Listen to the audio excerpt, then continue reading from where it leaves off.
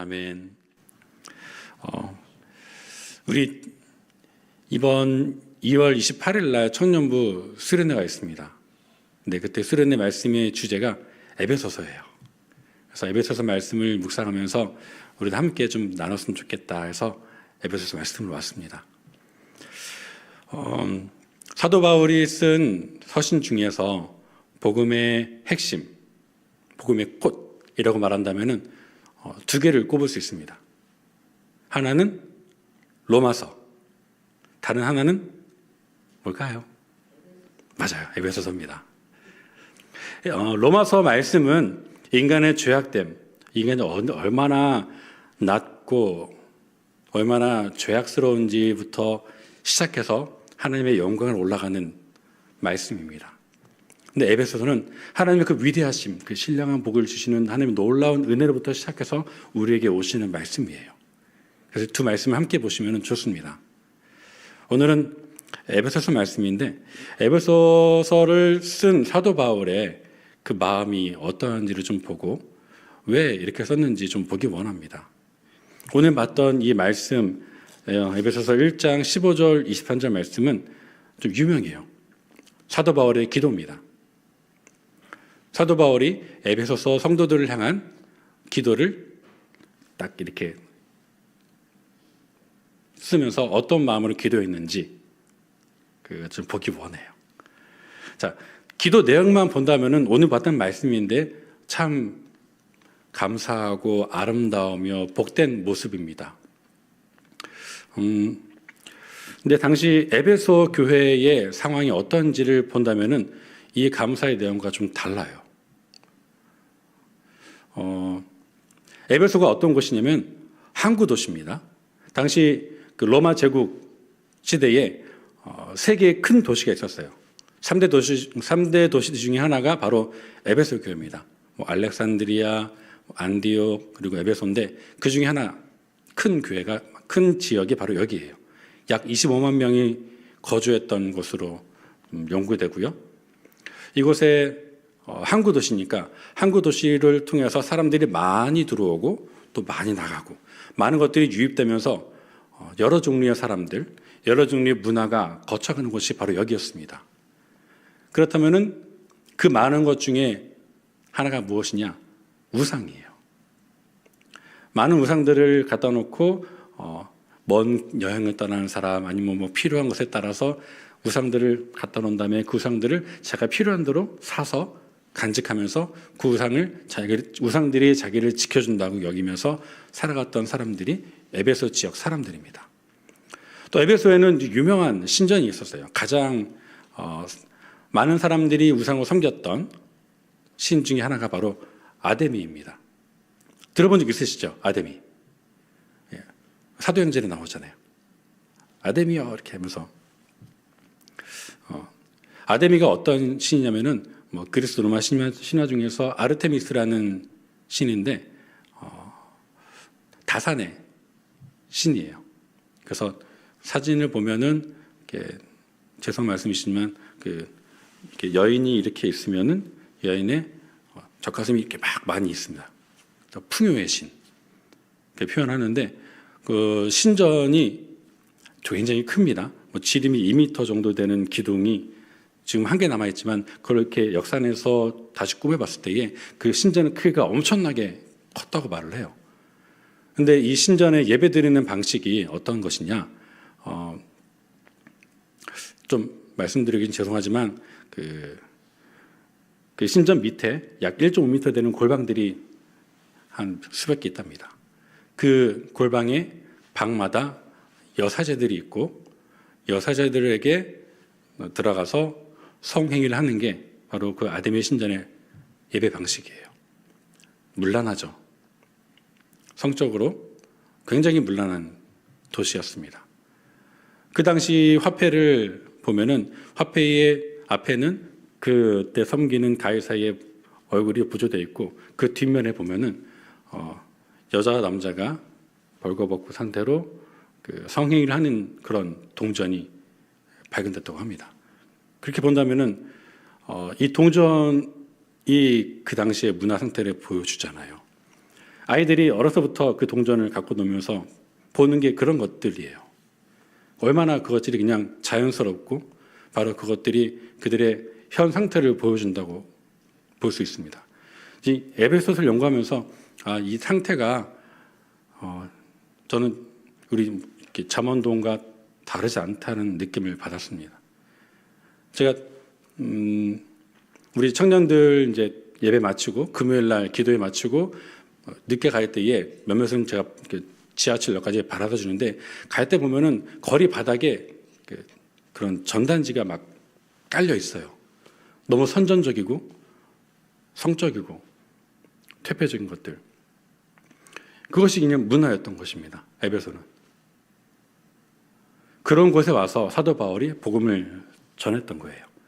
2차 여행 때 잠깐 들러서 복음을 전하는데 복음을 듣는 사람들이 좀 더 머물면서 우리에게 복음을 전하십시오 말을 했는데 제가 이제 가야 되니까 다음에 하나님께서 인도하시면은 제가 또 들러서 복음을 전하겠습니다 하고 돌아갔는데 3차 여행 때 가장 먼저 간 곳이 바로 에베소였어요. 그만큼 사도 바울의 마음에도 에베소 교회를 향한 마음이 컸던 거죠. 에베소 가서 말씀을 전했죠. 약 한 3년 정도 그 두란노 서원에서 말씀을 전합니다.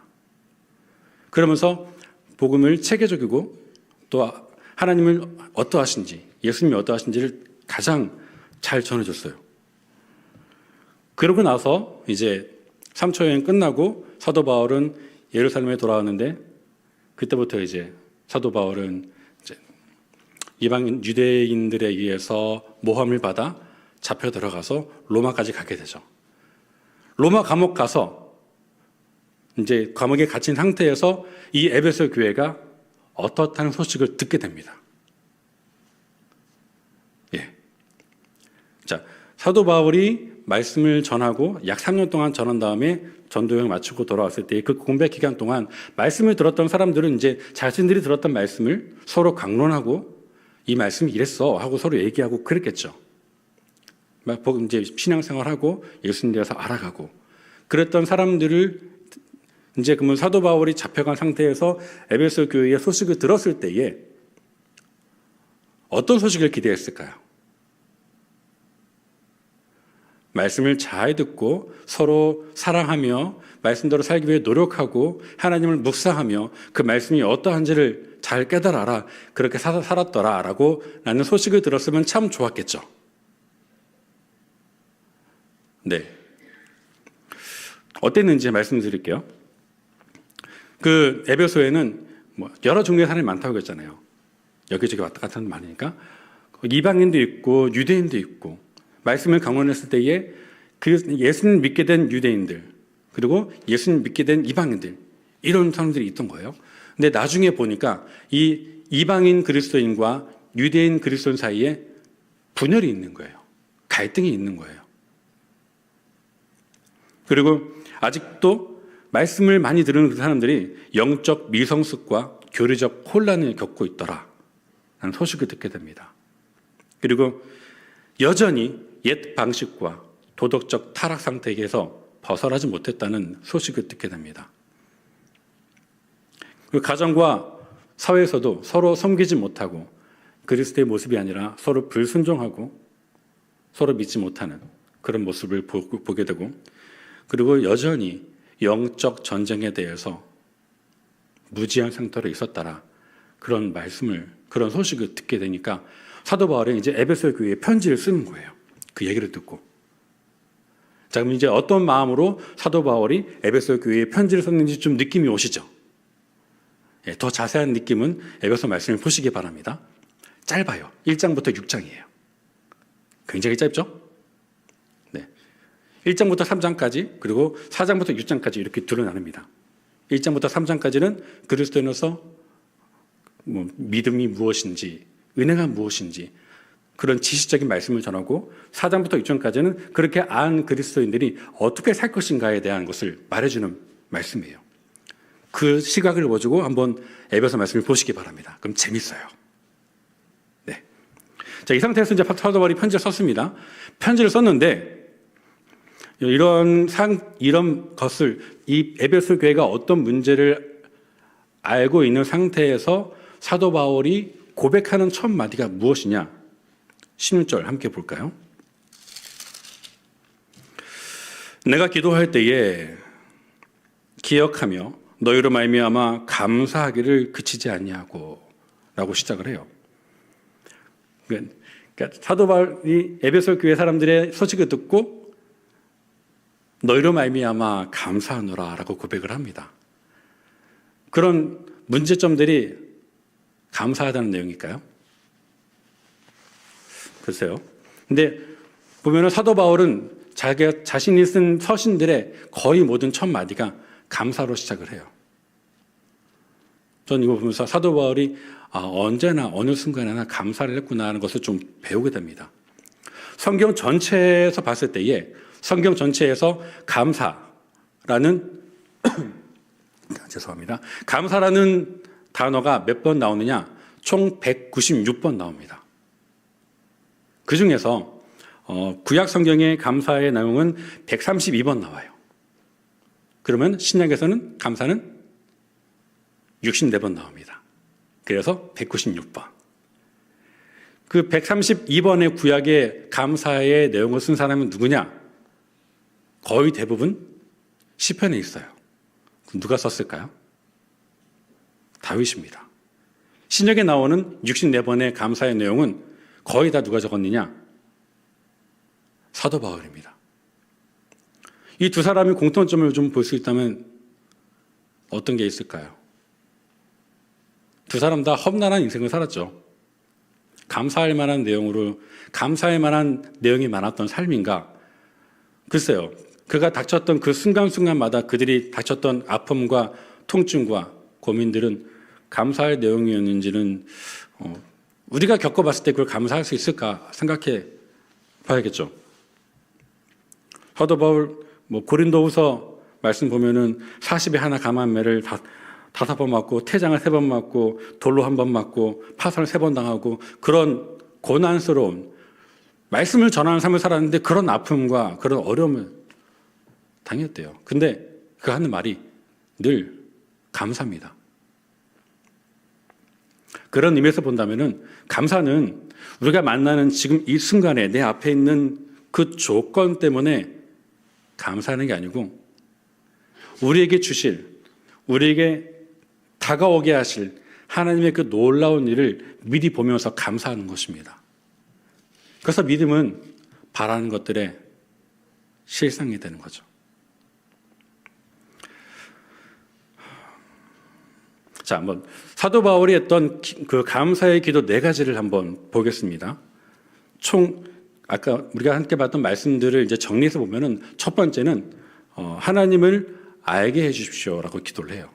누가? 에베소 교인들이 하나님을 알게 하시고 그 다음에 그의 부르심의 소망이 무엇인지 알게 하시며 그 다음에 그 기업의 영광의 풍성함이 무엇이며 믿는 우리에게 베푸신 능력의 지극히 크심이 어떠한지 알게 해달라고 기도합니다.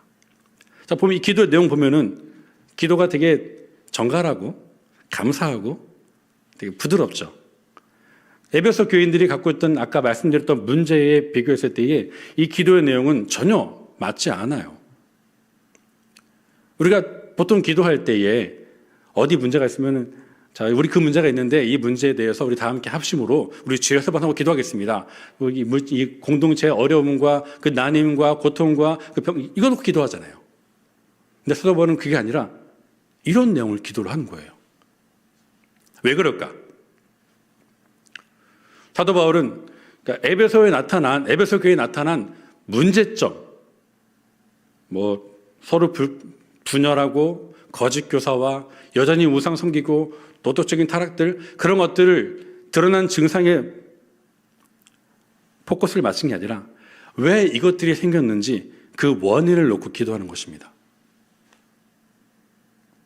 우리도 병원 가면은 증상이 있을 때에 그 증상을 놓고서 의사한테 가면은 가끔 의사가 이것과 다른 것을 처방할 때가 있잖아요. 아닌가요? 두통이 있어요. 그러면은 갑자기 약을 주면서 속을 다스려야 됩니다. 이런 말씀을 저만 듣는지 모르겠지만, 네. 그렇게 왜냐하면은 아픔의 원인이 있으니까 그 원인을 치유하기 위한 것이죠. 사도 바울도 마찬가지예요. 에베소 교회에 나타난 그 증상들, 그 악함들, 여전히 타락한, 음란한 그 모든 것들의 원인이 이거라는 거예요. 하나님을 알지 못하는 것. 보여줄래요? 네 가지. 하나님을 알지 못하기 때문에 드러난 원인, 그 증상이고, 그 부르심의 소망이 무엇인지 모르기 때문에 나타난 증상이고, 그 기업의 영적 영광과 풍성이 무엇이기 때문에 모르기 때문에, 지극히 능력의 크심이 모르기 때문에 나타난 증상이라는 거예요. 서로 분열하고 미워하고 여전히 음란하고 거짓 교사가 나타나고. 자, 이 네 가지 기도 제목에 놓고 한번 좀 보기 원합니다. 먼저 하나님을 알게 하시고. 왜 알게 하셨을까? 사도 바울이 3년 동안 말씀을 강론하면서 에베소 교인들한테 하나님 말씀을 자세히 알려주면서 체계적으로 가르쳤을 것 같아요. 3년 동안. 적어도 우리 3년 동안 한 바퀴 돌면은 그 말씀이 무엇인지 귀에 들어오고 알게 되잖아요. 근데 사도 바울이 말하기를 하나님을 알게 하시고, 이 말을 반대로 본다면 하나님을 모른다는 거죠. 왜 모르는가? 호세아서 4장 1절 2절 말씀을 우리 함께 보겠습니다. 시작. 이스라엘 자손들아 여호와의 말씀을 들으라.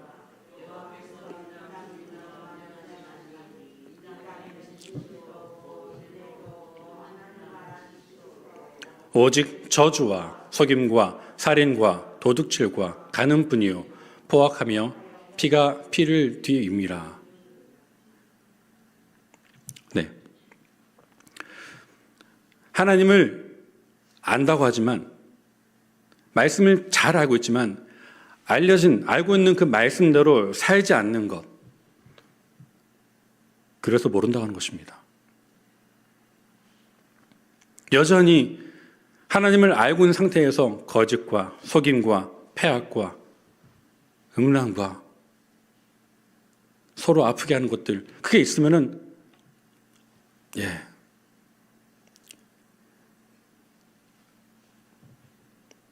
하나님 모른다는 것입니다. 네, 지식은 알고 있죠. 지식은 알고 있는데 내 손과 내 발이 그렇게 행하지 않으면은 모르는 것입니다. 그렇게 하면 되지. 하지만 알고 있는 것을 그렇게 하지 않는다는 것은 모르는 거예요. 두 번째, 그 부르심의 소망이 무엇인지 알기를 원한다고 기도합니다.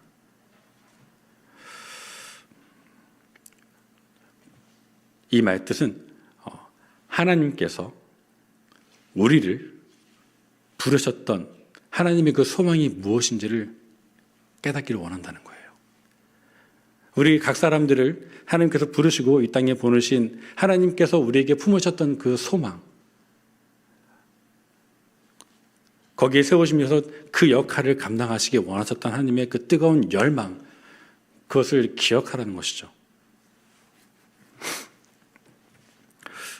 에베소서 1장 5절 말씀을 함께 볼게요. 시작. 그 기쁘신 뜻대로 우리를 예정하사 예수 그리스도로 말미암아 자기의 아들들이 되게 하셨으니. 아멘. 그 기쁘신 뜻대로 우리를 예정하시고, 그리고 예수 그리스도로 말미암아 하나님의 아들들이 되게 하셨대요. 가족이죠. 우리를 가족으로 부르셨답니다.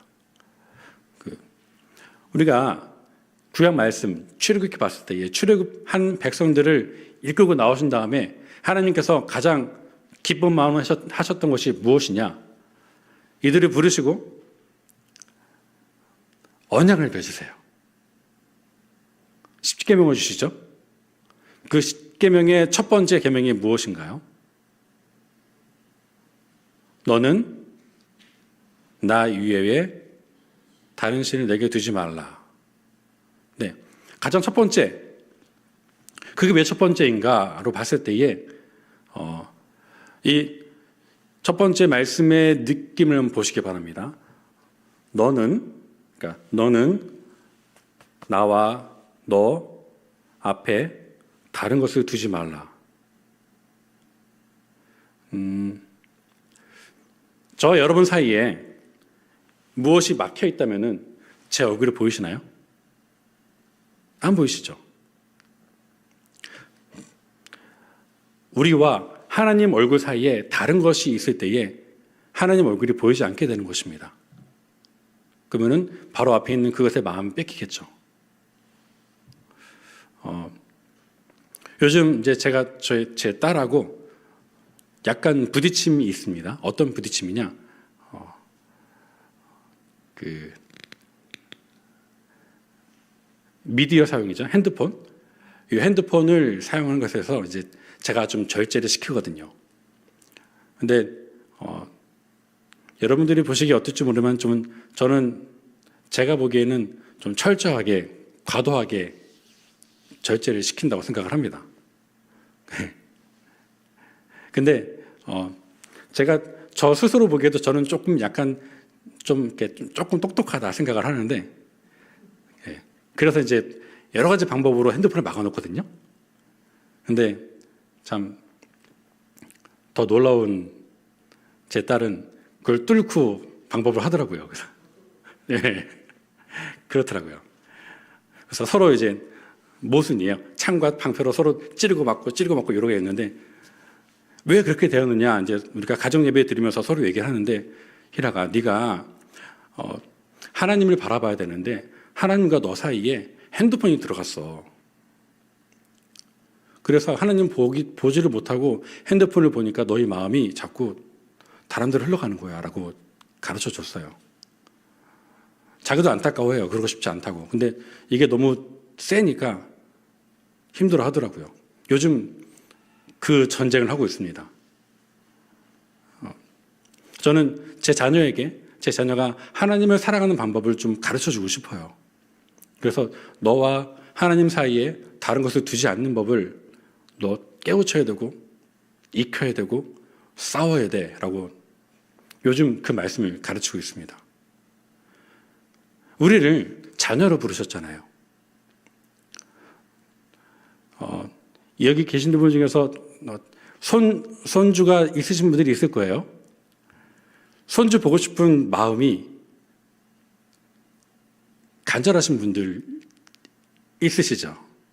눈에 넣어도 안 아픈, 계속 얼굴 보고 싶은, 눈에 아른거리고, 내 자녀도 그랬잖아요. 보고 싶고 보면 보는 걸로 만족하고. 근데 그게 하나님께서 우리에게 품으신 그 열망입니다.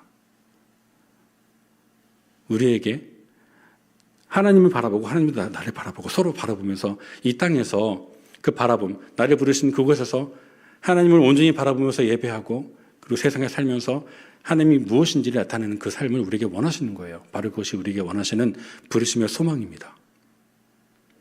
그 사이에 다른 것을 두지 않고 하나님을 계시게 하는 것.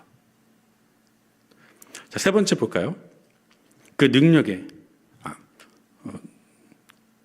그 기업의 영광의 풍성함이 무엇인지. 말씀이 제가 짧게 하려고 했는데 이게 점점 길어지는 느낌이 들어서 좀 안타까운 마음이 드는데요. 빨리 할게요. 네. 성도 안에서예요. 그 기업의 영광의 풍성함 앞에 수식을 보면 성도 안에서는 말이 있습니다. 오늘 말씀의 제목이 그리스도 안에서, 성도 안에서입니다. 그렇다면 오늘 제가 가장 좀 힘을 줘서 말씀드리고 싶은 부분이 이 말씀인데 벌써 10분이 넘어갔어요. 그래도 꿋꿋이 전하겠습니다. 자, 이 말씀 보면은 사도 바울이 좀 강조하는 말이 있어요. 1장 3절 보면은 찬송하리로다 하나님 곧 우리 주 예수 그리스도의 아버지께서 어디 안에서? 네, 그리스도 안에서 하늘에 속한 모든 신령한 복을 우리에게 주시되. 4절 볼까요? 곧 창세전에 어디 안에서? 그리스도 안에서 우리를 택하사 우리로 사랑 안에서 그 앞에 거룩하고 흠이 없게 하시려고. 7절 볼까요? 우리는 어디서? 그리스도 안에서 그의 은혜의 풍성함에 따라 그의 피로 말미암아 속량 곧 죄 사함을 받았느니라. 10절 볼까요? 하늘에 있는 것이나 땅에 있는 것이나 다 어디서? 그리스도 안에서 통일되게 하리라 하심이라. 그러니까 사도 바울이 보면은 그리스도 안에서 이것도 있고 저것도 있고 저것도 있는데 한 부분만 바꿔서 말을 해요.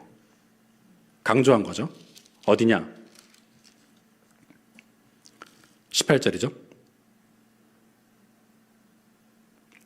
같이 읽어보겠습니다. 시작. 너희 마음의 눈을 밝히사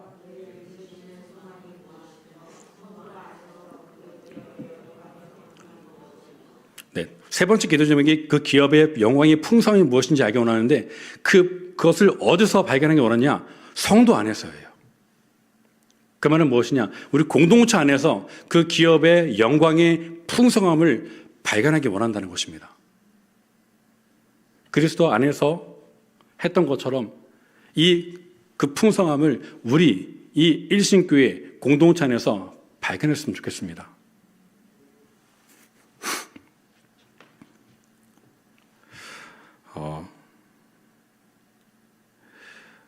세상 사람들이 예수님을 어떻게 볼 수 있을까요?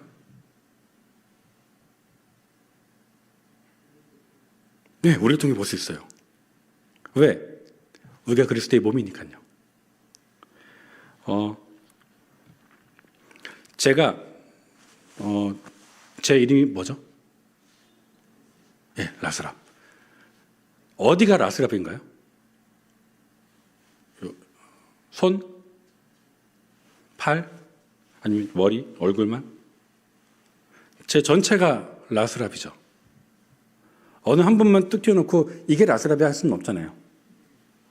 자, 우리의 머리 대신 예수 그리스도께서 몸된 교회를 통해서 우리를 각 부분의 지체로 삼으셨습니다. 우리는 하나죠. 우리를 통해서 세상이 그리스도를 볼 수 있게 되고 우리를 통해서 나타나게 되는 거죠. 그렇다면은 내가 하는 것이 바로 예수님을 나타내는 거예요. 내가 하는 말, 하는 행동, 내가 하는 태도들이 세상 사람들이 우리를 보고 예수님은 어떤 분이구나 알게 한다는 것입니다.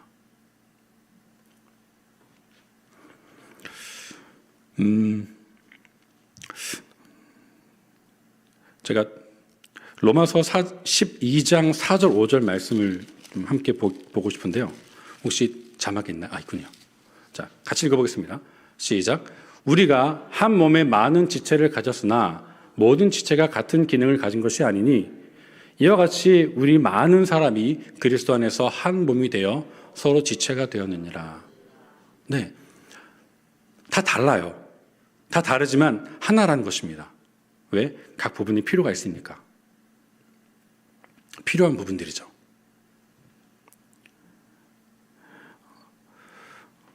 그래서 본다면은 우리 공동체 안에서 우리가 각자 맡고 있는, 각자 할 수 있는 역할들이 좀 달라요. 모습이 다 다르니까, 갖고 있는 역량도 다르니까. 로마서 12장 6절 8절 말씀 함께 보겠습니다. 시작. 우리에게 주신 은혜대로 받은 은사가 각각 다르니 혹 예언이면 믿음의 분수대로, 혹 섬기는 일이면 섬기는 일로, 혹 가르치는 자면 가르치는 일로, 혹 위로하는 자면 위로하는 일로, 구제하는 자는 성실함으로, 다스리는 자는 부지런함으로, 긍휼을 베푸는 자는 즐거움으로 할 것이니라. 아멘. 공동체에 베푸신 은사예요. 그러니까 우리 교회는 이 은사의 모습대로 나타나는 색깔이 있겠죠. 예.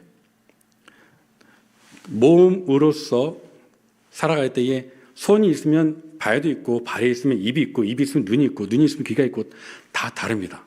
그래서 예언, 섬기는 일, 가르치는 일, 위로, 구제, 다스림, 긍휼 이런 은사들이 있는 거예요.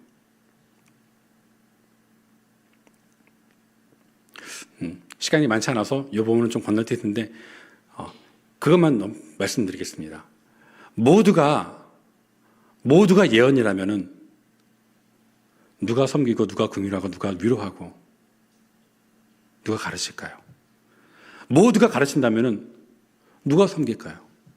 모두가 섬긴다면은 누가 긍휼을 베풀까요? 근데 우리는요, 내 옆 사람을 나와 동일시하기를 원해요. 내가 이러니까 너도 이렇게 해. 너 왜 그렇게 해? 각자가 다른 은사를 갖고 있습니다. 다르다는 거죠.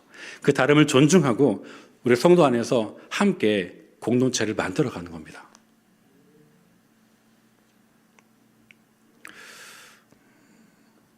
네 번째, 믿는 우리에게 베푸신 능력의 그 크심이 어떠한지를 함께 알기 원하는데 시간이 넘어가서 요거는 제가 청년부 수련회 때 말씀을 전할 거거든요.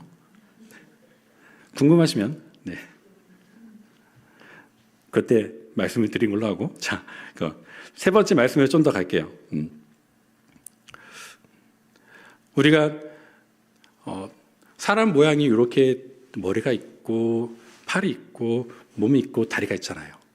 근데 우리는 가끔 하는 모습 보면은 어떤 때는 팔이 한쪽밖에 없는 경우가 있어요. 그래요.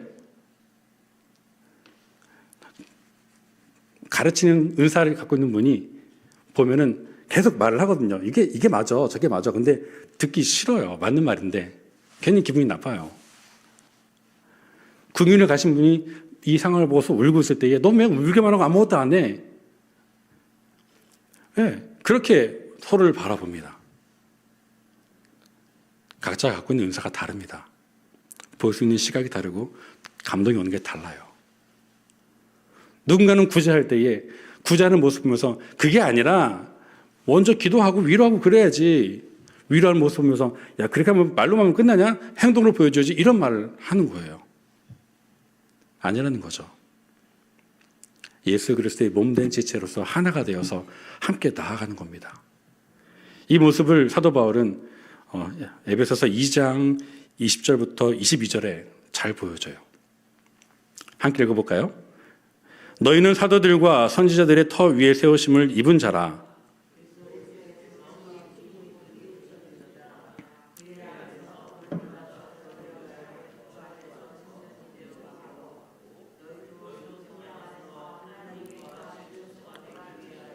그리스도 예수 안에서 함께 지어져 가느니라. 얼마나 아름다운 말씀이에요. 그의 안에서 건물마다 서로 연결하여 주 안에서 성전이 되어가고 너희도 성령 안에서 하나님이 거하실 처소가 되기 위하여 그리스도 안에서 함께 지어져 가느니라. 네. 되어가고 지어져 가느니라. 완성됐다는 말이 아닙니다. 우리는 서로 미완성이에요. 근데 지어져 가는 가운데 혹시 우리 일신교회 재건축할 때 계셨던 분 계십니까? 제가 왔을 때, 제가 여기 처음 부임했을 때에 이 카페 1층 거기를 리모델링 했어요. 막 부시고 막 깨부시고 두드리고 그랬잖아요. 보셨죠? 지어져 갈 때에 첫째 주 왔을 때에 다 깡그리 부셨는데 와가지고 뭐 이렇게 지저분해. 이게 뭐야 이게 이랬던 분 계세요? 안 계시잖아요. 왜? 공사하는 중이니까. 만드는 중이니까. 우리가 그리스도 안에서 하나님께서 거하실 처소가 되기 위해서 함께 연결되는 과정입니다. 그 가운데에 먼지도 날리고 시끄럽고 지저분하고 웅패패기도 하고 쓸리기도 하겠죠. 근데 그 모든 것들이 하나님께서 우리 안에 거하시기 위한 과정이라는 것입니다. 아직 완성된 게 아니기 때문에 우리가 서로 판단하기보다 함께 지어져가며 감사하는 우리 일신교회 공동체 되기를 축복합니다. 얼마나 감사해요. 내 옆에 있는 그 사람이 있기 때문에 우리가 함께 지어져 갈 수 있다는 것. 그 감사함을 간직하고 서로 존중하며 사랑하는 우리 일신교회 공동체 되기를 축복합니다. 기도하겠습니다. 하나님을 알게 하시고 우리를 부르신 소망을 잊지 않게 하시며 성도 안에 그 풍성함을 누리게 하시고 그 능력의 크심을 알게 하옵소서. 이 기도 제목 놓고 함께 기도하겠습니다. 우리 주여서 한번 하고 기도할게요. 주여 주여 주여